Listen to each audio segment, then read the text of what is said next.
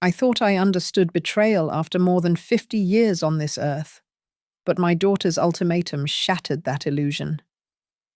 She looked at me not with love, but with calculation, demanding I serve her husband or leave. She expected me to beg. Instead, I simply smiled as I dragged my old suitcase out the door. She had no idea that I was not just walking away. I was taking her entire future with me. My name is Eleanor Whitmore, and until 6 months ago, I defined myself by my independence. I ran a household, managed investments, and buried a husband without letting the world see me crumble. But the pneumonia that ravaged my lungs this past winter took more than just my breath. It took my standing in this house. I sat in the wingback chair by the window, watching the grey fog roll off the river that cuts through Ravenshade. I have lived in this town for 32 years. I know every creak in the floorboards of this house. But lately, the silence within these walls feels heavy, like the air before a thunderstorm. My daughter, Claire, walked into the living room. The click of her heels on the hardwood sounded like a gavel striking a sounding block. She did not look at me with the warmth of a child checking on a recovering parent. Her gaze was clinical. She scanned me the way an appraiser scans a piece of antique furniture that has seen better days. "You are still sitting there," Claire said, her voice devoid of inflection. "Daniel and I were discussing the heating bill. It is exorbitant this month." I tightened my grip on the armrest. My knuckles were white, the skin thin like parchment paper. They thought the fever had burned away my sharp edges, that the weeks spent in a delirium had left me soft in the head. They were wrong. My body was frail. Yes, walking from the bedroom to the kitchen still left me winded, but my mind was a steel trap, waiting for them to step into it. I turned the thermostat down to 68 degrees yesterday. "Claire," I replied, keeping my tone even. She sighed, a sharp, impatient sound. "It is not just the heat, Mother. It is everything. The medical bills, the special diet. You are becoming a lot to manage. A lot to manage." I was her mother. I had paid for her college tuition, her wedding, and the down payment on the car she drove. Now I was an item on a ledger that was bleeding red ink. "I have my own savings," I said. "I am not a pauper." Claire walked over to the mantel and adjusted a picture frame. It was a photo of her and Daniel, smiling. Perfect. She turned her back to me. "Your savings are not infinite. And with the market the way it is, we just worry. Daniel worries. Daniel worries about my money," I said, perhaps too sharply. She spun around. Her eyes were hard. "He worries about our future. This house is big. The upkeep is $2,000 a month easily. You are one person, one sick, old woman." The words hung in the air. Old. I was 54. In this culture, in this time, 54 is invisible. To them, I was already a ghost haunting the hallways. I watched her face. There used to be kindness there. Now, beneath the layer of expensive foundation, I saw only ambition and a simmering resentment. She looked at me, and she did not see the woman who raised her. She saw an obstacle. "I'm getting stronger every day," I told her. "Are you?" she asked, tilting her head. "Because from where I stand, you look very tired." She left the room without asking if I needed water or food. I listened to her footsteps fade down the hall. A chill that had nothing to do with the drafty window settled deep in my bones. It was not just her coldness that disturbed me. It was the certainty in her voice. She spoke as if decisions had already been made, as if conversations had taken place in the dark corners of the house while I slept. I looked around the living room, at the books I had collected and the rugs I had chosen. They felt distant, like artifacts in a museum I was visiting for the last time. I felt a sudden, sharp pang of anxiety in my chest. It was a warning, primal and instinctive. The predator was already in the house, and I had been too busy recovering to notice the teeth closing in around my neck. The ambush happened on a Tuesday evening, right after a dinner I had cooked with my own trembling hands. I was wiping down the granite counter when Daniel Crowe walked in. He did not sit. He leaned against the doorframe, crossing his arms over his chest in that way he thinks makes him look authoritative, but only makes him look guarded. Claire stood beside him, her posture stiff. The air in the kitchen instantly soured. "Mother, sit down," Claire said. It was not a request. I placed the dishcloth on the counter and faced them. "I prefer to stand." Daniel cleared his throat. He smoothed the front of his expensive shirt. A shirt I knew cost $300 because I had seen the credit card statement before they revoked my access. "Eleanor," Daniel began, his voice dripping with that sickening, fake politeness. "We need to discuss the living arrangements. This house is too big for you. The market is volatile, and quite frankly, you are not capable of managing it anymore." I looked at him, then at my daughter. "I managed this house for 30 years before you were even born." "Daniel?" "Things change," Claire snapped, cutting me off. "Look at you. You are frail. You forget things." "I do not forget things," I said calmly. "You do," she insisted. "And for your own good. We have made a decision. We are selling this house. The proceeds will go into a managed account for your care." I felt a cold spike in my chest. "And where will I live?" Claire exchanged a glance with her husband. It was a look of conspirators agreeing on the kill. "With us," she said. "We have the guest suite in the basement. It is smaller, easier to clean. You can move in there. But," Daniel added, raising a finger, "there are conditions. We cannot have a freeloader. Eleanor, it is bad for morale. If you live under our roof, you contribute. You will take over the housekeeping, the cooking, and the laundry. It will keep you active. It is good for the elderly to have tasks." The silence that followed was absolute. They were not offering me a home. They were offering me a position as an indentured servant in exchange for the equity of my own property. I looked at Daniel. I saw the greed shining in his eyes like a fever. I looked at Claire. I searched for a trace of the little girl I had rocked to sleep, but I found only a stranger who viewed me as a liability to be liquidated. I did not scream. I did not cry. A strange sensation washed over me, a clarity so sharp it almost hurt. I realized in that second that the bond was severed. They had cut it, not me. I smiled. It was a small, genuine smile. Claire blinked, stepping back as if I had slapped her. She expected tears. She expected begging. She did not know what to do with a smile. "Why are you smiling?" Claire asked, her voice wavering for the first time. "This is serious." "I know it is," I said softly. "So you agree?" Daniel asked, stepping forward, eager to close the deal. I looked him dead in the eye. "If I refuse?" "If I say no to becoming your maid and handing over my home," Claire's face hardened into stone. The mask of concern slipped entirely. "Then you leave," she said coldly. "If you cannot contribute to the family, you are not part of it." You can pack your bags and get out tonight. Tonight?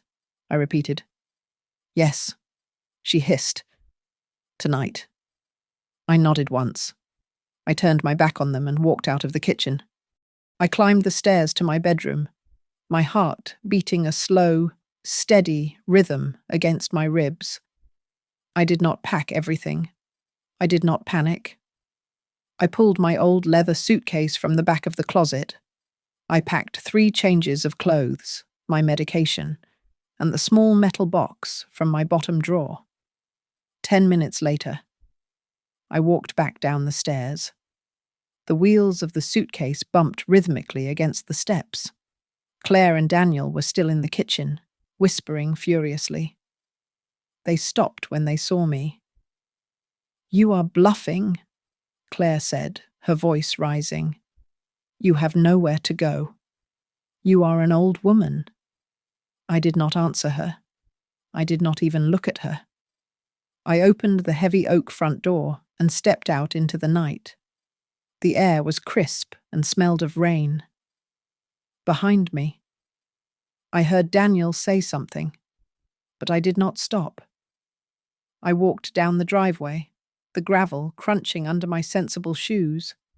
I reached the sidewalk and turned left, dragging my life behind me, my eyes dry and my vision clear.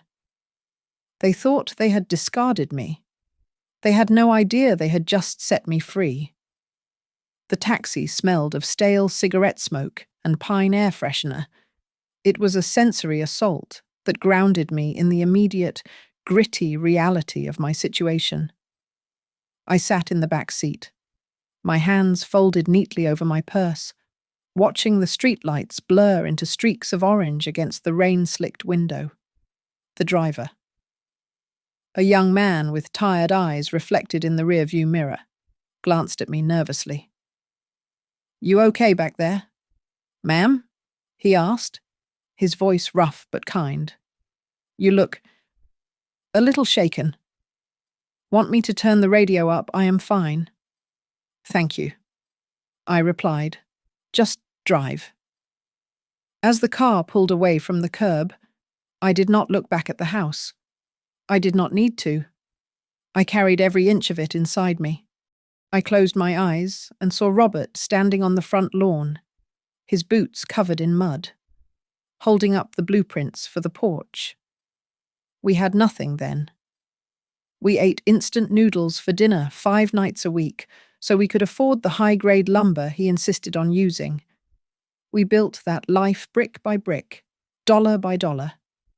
Robert was the heart of our home, warm and forgiving. But I was the spine. Claire and Daniel seemed to have forgotten that part, or perhaps they never truly knew.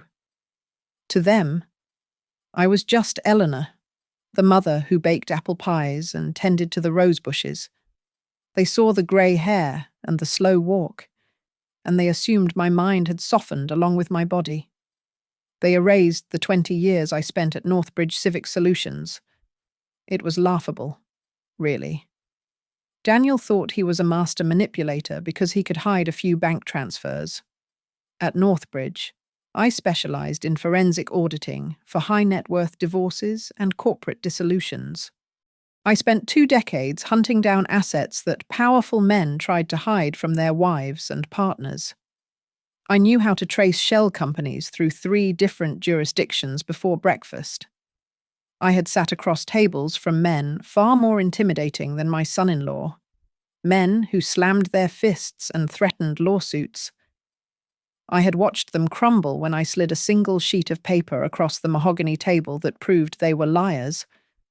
I learned a fundamental truth in those years. Greed makes people stupid. It makes them arrogant. They assume no one is watching, or that the people watching are too incompetent to understand what they are seeing. Claire and Daniel had made that fatal error. They thought my silence was senility. They thought my grief was weakness. I rested my hand on the suitcase beside me. It was an old leather piece, scuffed at the corners, heavy and cumbersome. To the casual observer, It looked like the desperate luggage of an old woman fleeing with her clothes and trinkets. But beneath the wool sweaters and the bottle of heart medication lay a heavy, fireproof folder. I had not just been sitting in my room recovering these past few months. When the house was empty, I had gone into the study. I had gone into the safe. I knew Daniel had been moving things, changing passwords, redirecting mail, but he was sloppy. He left digital footprints everywhere, assuming I did not know how to use a computer for anything other than email and solitaire. He was wrong. I had printed everything. Every unauthorized transfer, every forged signature, every attempt to dilute my ownership of the estate. "We are almost there. Ma'am," the driver said, interrupting my thoughts. "The motel is just up ahead." "It ain't exactly." "The Ritz. You know it will serve its purpose," I said. The car slowed down. I looked at my reflection in the dark glass of the window. The woman staring back at me looked tired. Yes. The lines around her mouth were deep, and her skin was pale. But the eyes were different. The fear that had been there earlier, the shock of my daughter's betrayal, had evaporated. In its place was something cold and hard, something I had not felt since the day I walked out of Northbridge for the last time. They wanted a war. They wanted to strip me bare and leave me with nothing. I touched the cold glass, tracing the outline of my own jaw. I was not a victim. I was a veteran of 1,000 quiet battles they knew nothing about. "Keep the change," I told the driver as I handed him a $20 bill. I stepped out into the rain, gripping the handle of my suitcase. It was heavy, but I did not struggle. I felt a strange surge of energy, the adrenaline of the hunt. I was not just an old woman kicked out of her home. I was the architect of their destruction, and I had all the blueprints right here in my hand. I checked into the Starlight Motel under the name Margaret Hale.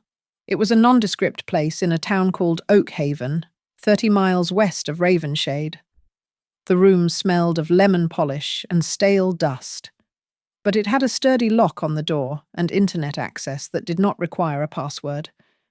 I paid for a week in cash, counting out $350 onto the scratched counter. Once inside, I pushed the 2 twin beds together to create a makeshift workspace. I opened the fireproof folder and began to lay out the anatomy of my life. Bank statements, property deeds, insurance policies, and the copy of the power of attorney document I had signed just before my surgery. I spent the first 4 hours simply reading. I did not skim. I read every line item, every footnote, every timestamp. My eyes burned, but I forced myself to focus. The skills I had honed at Northbridge Civic Solutions came flooding back. I looked for patterns. I looked for anomalies. I found the first crack in the foundation around 2 in the morning. It was a transfer from my primary investment account to a holding company I did not recognize. The amount was $12,000. The date was the 14th of February. I remembered that day clearly. I was in the intensive care unit, heavily sedated, barely able to lift a spoon, let alone authorize a wire transfer. Yet, there it was, a digital authorization code linked to my personal email. "You foolish boy," I whispered to the empty room. Daniel had not just logged into my account. He had reset the security questions. He had used my mother's maiden name and the name of my first pet. Easy answers for a family member to guess. I dug deeper. I pulled up the digital copy of the power of attorney. I had signed it thinking it was a standard medical proxy, giving Claire the right to make health decisions if I was incapacitated. But as I read the fine print of the document in front of me, my blood turned to ice. This was not the document I had agreed to. The scope had been widened. It included a durable financial power of attorney, granting Daniel Crowe, not even my daughter, but my son-in-law unrestricted access to liquidate assets for my care and maintenance. My signature was at the bottom. It looked like my signature. But the ink pressure was too uniform. It was a trace job, likely done on a light box. I needed verification. I reached into my purse and pulled out a prepaid phone I had bought at a gas station on the way out of town. I dialed a number I had memorized 15 years ago. It rang 4 times before a gruff voice answered. Thorne. Hello? Samuel? I said. There was a long silence on the other end. Samuel Thorne was a disbarred lawyer who operated in the grey areas of the legal system. He was brilliant, cynical, and owed me a favour from a case involving a corrupt senator in the late 90s. Eleanor, his voice cracked. I heard you were retired or dead. Not yet. I said, I need you to look into a shell company for me. It is called DC Holdings, registered in Delaware. I suspect. I am expensive. Eleanor, you know that. I have information on the Kensington merger that you can trade for quite a bit of leverage. I countered smoothly. Do we have a deal? He chuckled. A dry, rasping sound. Send me the details.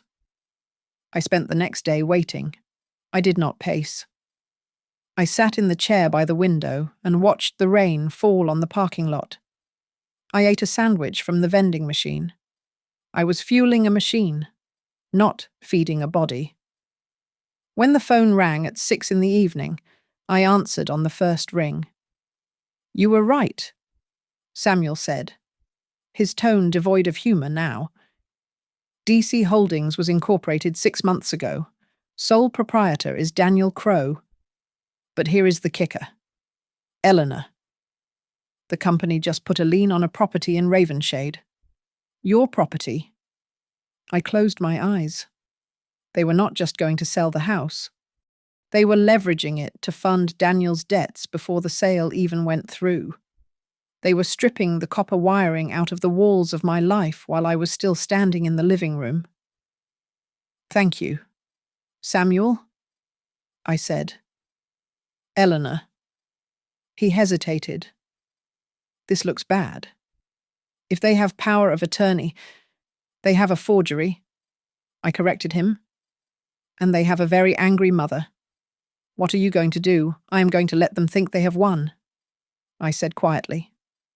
For a few more days, I hung up the phone. The betrayal should have hurt. It should have brought me to my knees.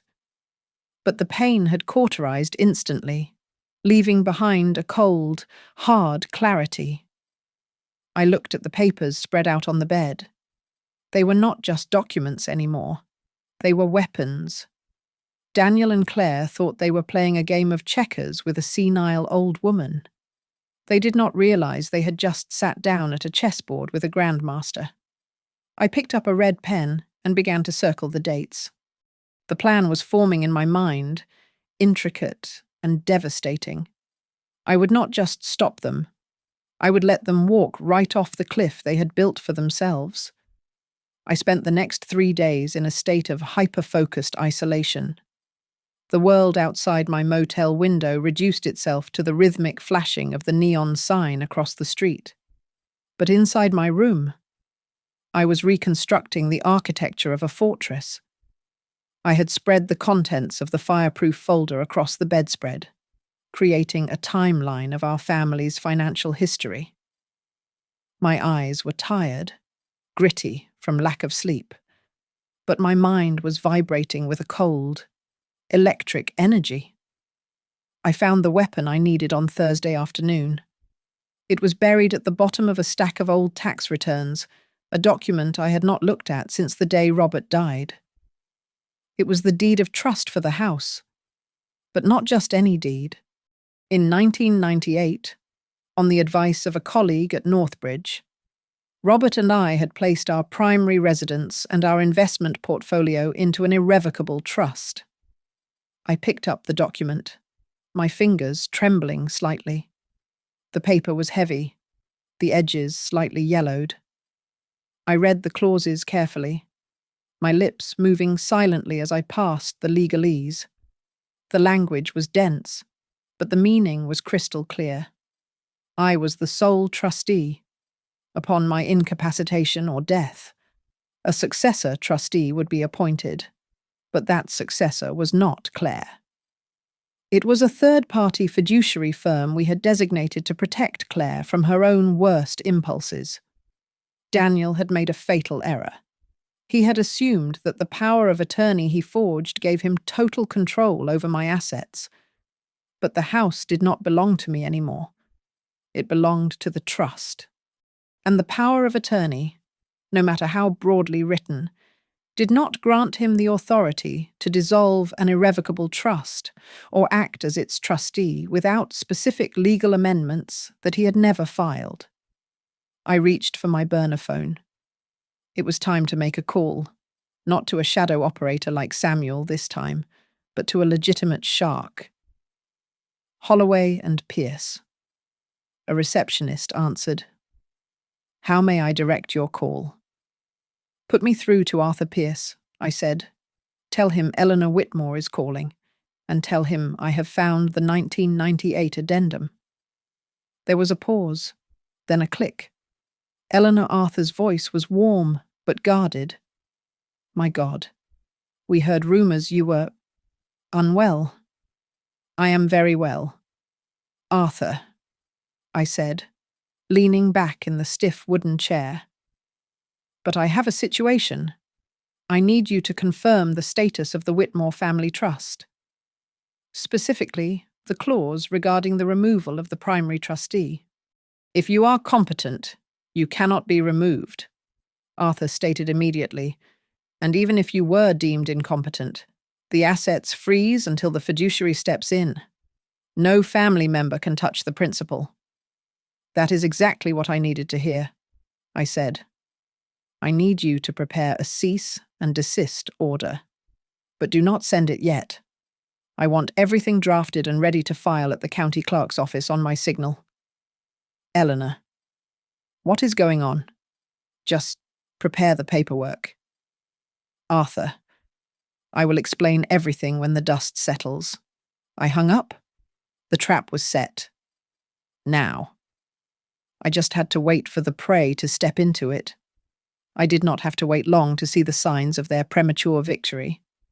I had retained access to a joint credit alert system that was linked to my old email address, one of the few digital threads Daniel had forgotten to cut.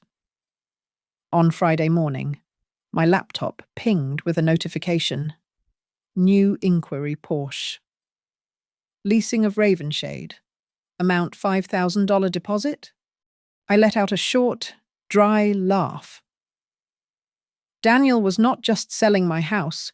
He was spending the money before the ink was even dry on the listing agreement. He was leveraging my equity to fund a lifestyle he could not afford. 2 hours later, another alert came through. Transaction Emerald City Jewelers. Amount $1,200. Claire. She was buying diamond earrings while her mother was presumably homeless. They were feasting on the carcass of my life, drunk on their own perceived cleverness. They believed I was a senile old woman wandering the streets, confused and broken.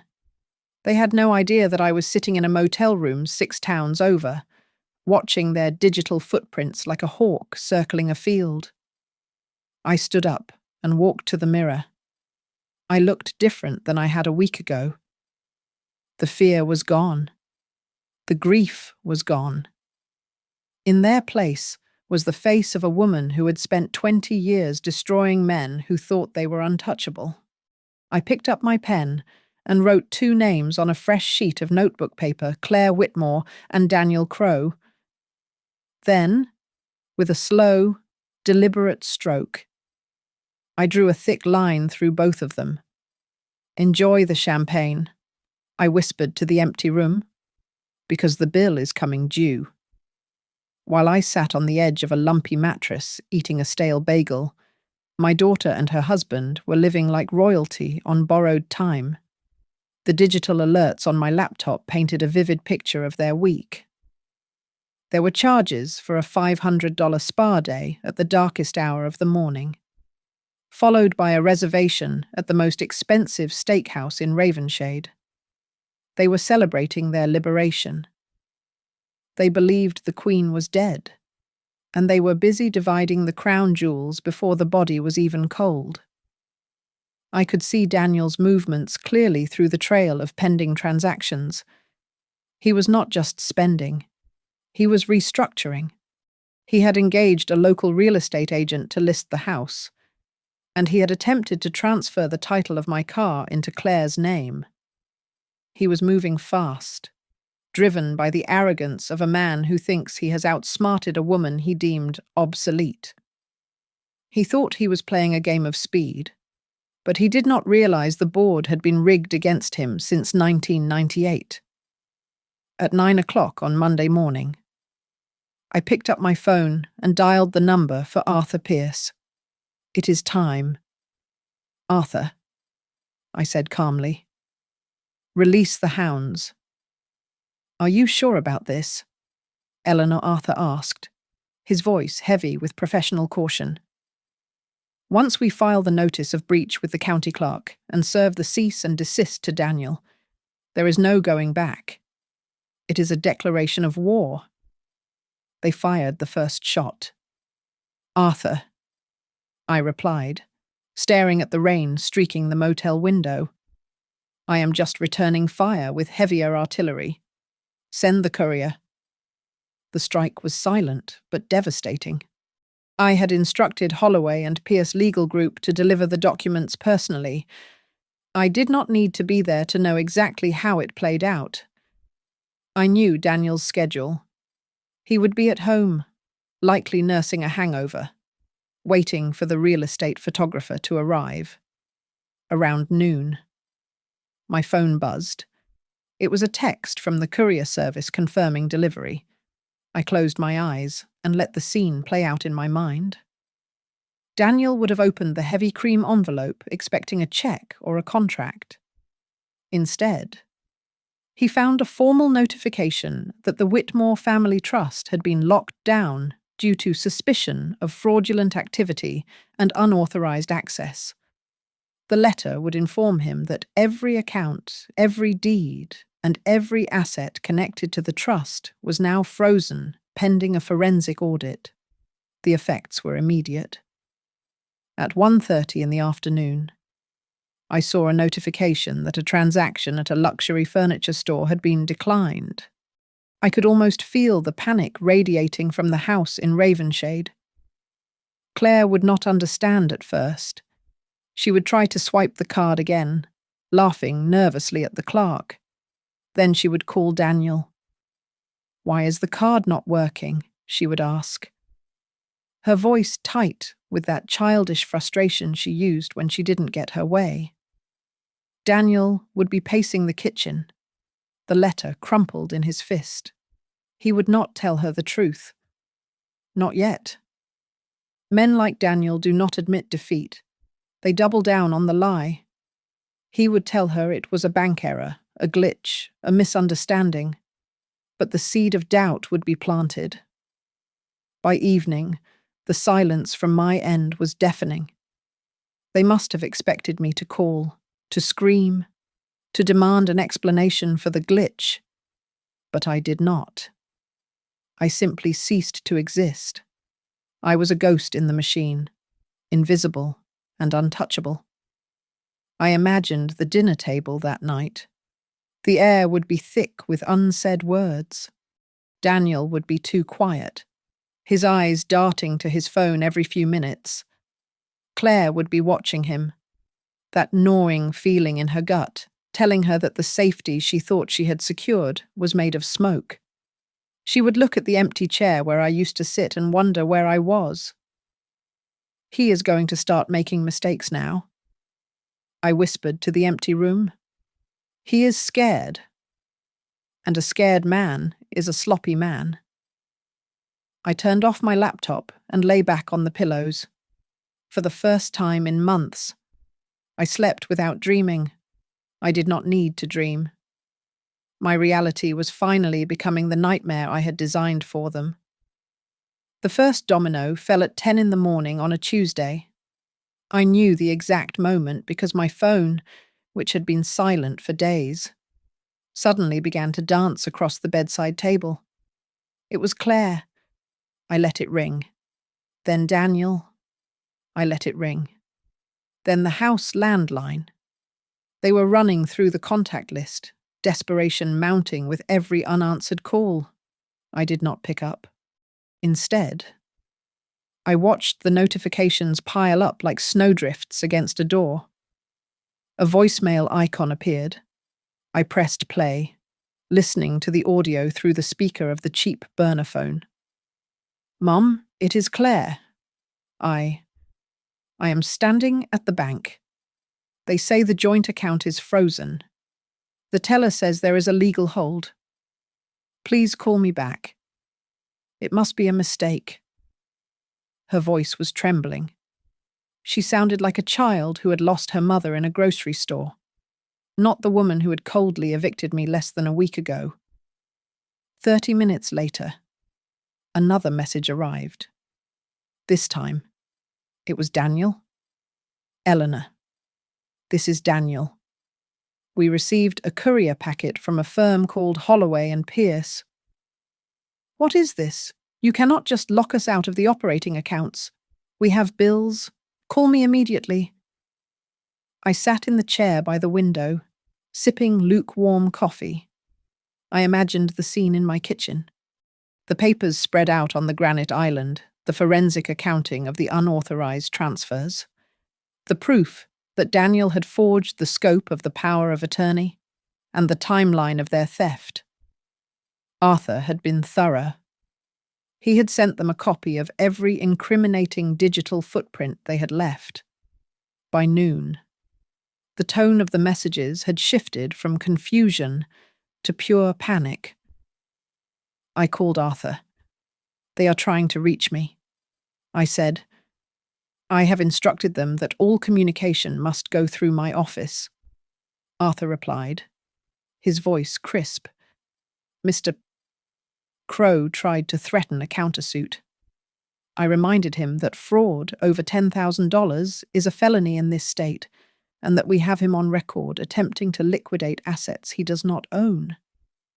He went very quiet after that. And Claire, she sounds terrified. "Eleanor. She keeps asking why her mother is doing this. She knows why," I said coldly. I hung up and checked the messages again. The narrative in the voicemails was changing. The united front was crumbling. Daniel was realizing that he was the one with his name on the fraudulent documents, but Claire was the beneficiary. He was looking for a scapegoat. The final voicemail of the afternoon was not a directed message. It was an accidental recording, likely a pocket dial made in the heat of an argument. I held the phone up to my ear, listening to the raw, unfiltered sound of their marriage disintegrating. "You did this, Claire. You told me she was senile. You told me she wouldn't notice." Daniel's voice was a roar, distorted by the fabric of his pocket. I heard the distinct sound of glass shattering in the background. My favorite vase. Probably. I didn't know. Claire's voice screamed back, tiny and distant. "You said it was legal. You said you handled the paperwork." "I handled it for us," Daniel yelled. "For your debt, for your stupid boutique that hasn't made a profit in 3 years. If she goes to the police." "Claire, I am not going down for this alone. You signed the transfer requests too. I just signed what you gave me. Ignorance is not a defense. Claire, we are broke. Do you understand? The cards are dead.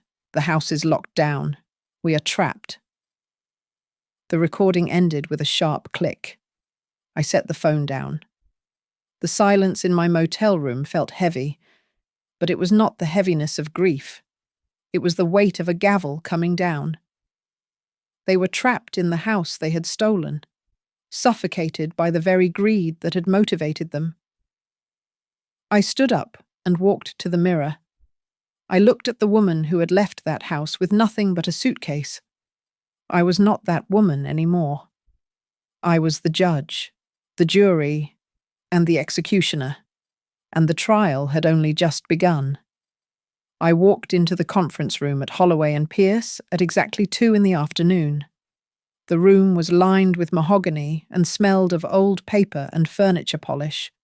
Arthur sat at the head of the table, his face impassive. Opposite him sat Claire. She looked nothing like the polished, arrogant woman who had evicted me a week ago. Her hair was pulled back in a messy bun. Her eyes were red-rimmed, and she was twisting a tissue in her hands until it shredded. When I entered, she stood up halfway, her chair scraping loudly against the floor. She made a motion as if to come toward me, perhaps to hug me, but I stopped her with a single, raised hand. "Sit down, Claire," I said. My voice was not loud, but it carried the weight of a judge's gavel. She sank back into the chair. I took the seat opposite her. I did not look at Arthur. I kept my eyes locked on my daughter. "Mom, I tried to call you," Claire stammered, her voice thin and watery. I didn't know where you were. I was so worried."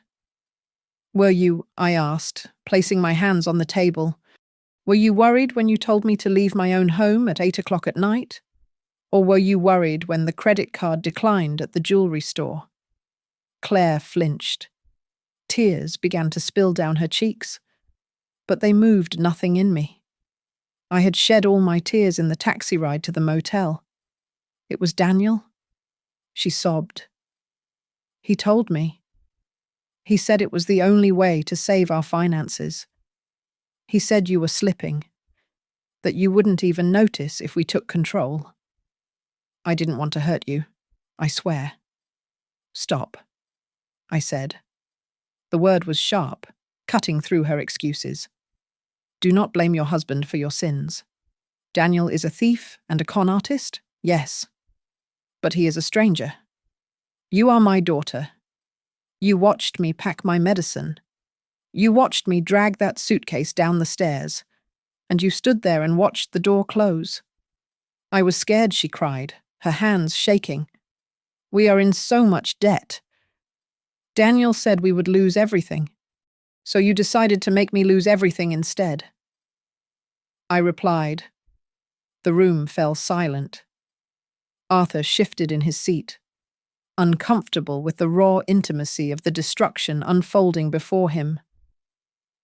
"I want to fix it," Claire whispered, looking down at her hands. "I'll leave him. I will. I'll file for divorce. Just please. Stop the lawyers. Unfreeze the accounts. I can't breathe like this." I looked at her, really looked at her. I saw the selfishness that I had excused for decades. I saw the weakness I had tried to bolster with money and support. "You are not sorry you did it," I told her quietly. "You are sorry you got caught. You are sorry that I am not the helpless old woman you thought I was. You gambled on my death, Claire. You bet that I would just fade away so you could live in comfort. That isn't true." She breathed, but her eyes darted away from mine. "It is true," I said. "And here is the reality. The trust is locked. The house is no longer yours to live in. The forensic audit is already with the district attorney. Daniel is going to be indicted for fraud and elder abuse." Claire's face went white. "Prison, Mom. You can't. He is my husband. He forged my signature," I said. "And you used the money. You are not a victim here. Claire, you are an accomplice. The only reason your name is not on the indictment is because I asked Arthur to hold it back. For now. She stared at me, her mouth open in horror. She finally realized the magnitude of the chasm between us. She was looking for a mother to save her, but she was sitting across from a prosecutor. What do you want? She asked, her voice trembling so hard the words barely came out. I want you to understand something. I leaned forward slightly. The mother you knew died the night you kicked her out. She does not exist anymore. I am Eleanor Whitmore. I am the trustee of the estate, and you are a liability I can no longer afford. Please. She whimpered. You have 24 hours to vacate my house, I said, standing up. Take your personal belongings only. Anything bought with the stolen funds stays. If you are still there tomorrow at noon, the sheriff will remove you. And Claire? She looked up, her face a mask of tragedy. Do not call me again, I said. Talk to my lawyer. I turned and walked out of the room. I did not look back. I heard her break down into loud, heaving sobs behind me, but I kept walking. The air in the hallway was cool and clean. I felt lighter than I had in years. I had cut off the dead limb to save the tree, and though the wound was fresh, I knew it would heal. The dossier on Daniel Crowe did not stay with Arthur Pierce for long. By Wednesday, it had been transferred to the Department of State Financial Crimes, a grim building in the capital that specialized in white-collar fraud. The wheels of justice, usually slow and grinding, were greased by the sheer volume of evidence I had provided. I watched the local news from my small television in the motel room. The report was vague, mentioning an investigation into a prominent Ravenshade resident regarding asset misappropriation. But everyone in town knew who it was. The grapevine in a small town moves faster than fiber optics. I remained a ghost. I did not answer the phone. I did not go to the grocery store. I sat in the eye of the hurricane I had summoned, feeling a strange mixture of satisfaction and nausea. I had wanted them to feel the consequences of their actions, but watching the total collapse of my family was a heavy burden to bear. On Friday evening, the knocking started. It was not the confident rap of room service or the polite knock of a neighbour. It was a frantic, desperate pounding. I knew who it was before I even looked through the peephole. I opened the door. Claire stood there, soaked to the bone from the relentless rain. She looked like a refugee from a war zone. Her designer coat was muddy, her hair was plastered to her skull, and her eyes were wide with a terror so raw it was difficult to look at. Mum, please let me in, she begged, her voice cracking. I have nowhere else to go. Daniel locked me out. He says I am the reason. He says I ruined him. I stepped aside. It was the first act of mercy I had shown in 10 days. She stumbled into the room, shivering violently. She did not look at the bed covered in legal documents. She collapsed into the rickety chair by the window and buried her face in her hands. They froze everything. Claire sobbed. The investigators were at the house this morning. They took the computers. They took the files. Daniel screamed at them. He tried to hit one of the agents. They took him away in handcuffs.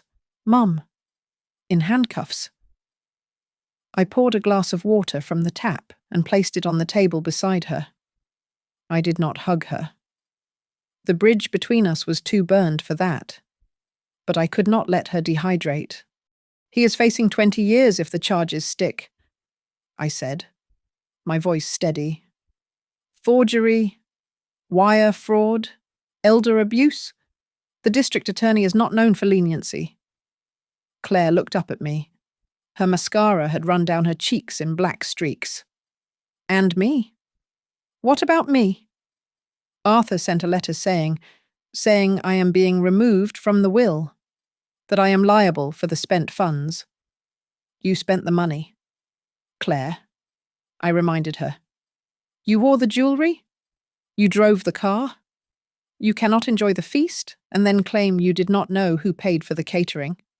I am your daughter, she screamed, the sound tearing through the small room.